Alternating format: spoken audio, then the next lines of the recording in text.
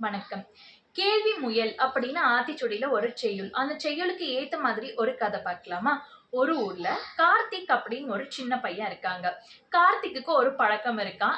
எது மாதிரியான விஷயம் புரியலனாலும் கேட்கறதுக்கு ரொம்ப தயங்குவாங்களாம், கேட்கவே மாட்டாங்களாம். அப்படி இருக்க சமயத்துல கார்த்திக்கோட ஆசிரியர் ஒரு நாள் பாடம் எடுக்குறாங்க. எல்லாருமே கவனிக்கிறாங்க. கார்த்திக்கும் கவனிக்கிறாங்க. ஆனா கார்த்திக்குக்கு நெறைய விஷயம் புரியல. கேட்கறதுக்கு தயக்கப்பட்டுட்டு கேட்கவே இல்ல. அப்படி இருக்க சமயத்துல ஆசிரியர் என்ன பண்றாங்க, 1 வாரம் கழிச்சு அவங்க இன்னைக்கு எடுத்த பாடத்துல இருந்து பரீட்சை வைக்கிறாங்க. எல்லாருமே எழுதுறாங்க. பரீட்சை தாள் திருத்திட்டு வந்ததுக்கு அப்புறமா கார்த்திக் பேப்பர பார்த்துட்டு ஆசிரியர் கேட்கறாங்க, "நீ ஏன் ஒண்ணுமே சரியா எழுதல? என்ன காரணம்? எதனால நீ ஒழுங்கா எழுதலன்னு?" கேட்கறாங்க. அப்ப கார்த்திக் சொல்றாங்க, "நீங்க பாடம் எடுத்தப்ப நெறைய விஷயம் எனக்கு புரியல.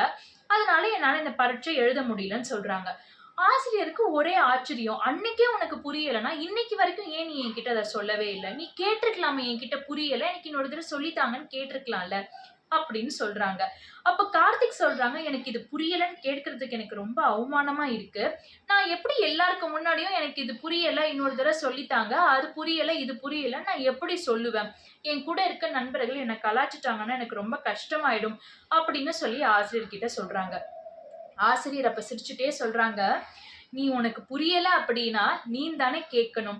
கேள்வி கேட்கிறவங்க என்னைக்கா இருந்தாலும் புத்திசாலியா ஆயிடுவாங்களாம். கேள்வி கேட்காம தயக்கப்பட்டுட்டு இருக்கவங்க, அந்த வாய்ப்ப எப்போதுமே இழந்துருவாங்களாம்." அப்படின்னு ரொம்ப அழகா அந்த ஆசிரியர் அந்த பையனுக்கு சொல்லி தராங்க. அன்னையில இருந்து கார்த்திக் என்ன மாதிரியான விஷயம் புரியலனாலும், அவங்க ஆசிரியர்கள் கிட்ட, பெற்றோர்கள் கிட்ட, அவங்க வீட்ல இருக்க பெரியவங்க கிட்ட கேட்டு நல்லா தெரிஞ்சுப்பாங்களாம். அப்ப அவங்களுக்கு ஒரு நல்ல கிளாரிட்டி கிடைக்கும். ரொம்ப புத்திசாலித்தனமாவும் மத்த விஷயத்துல செயல்பட ஆரம்பிச்சுட்டாங்களாம்.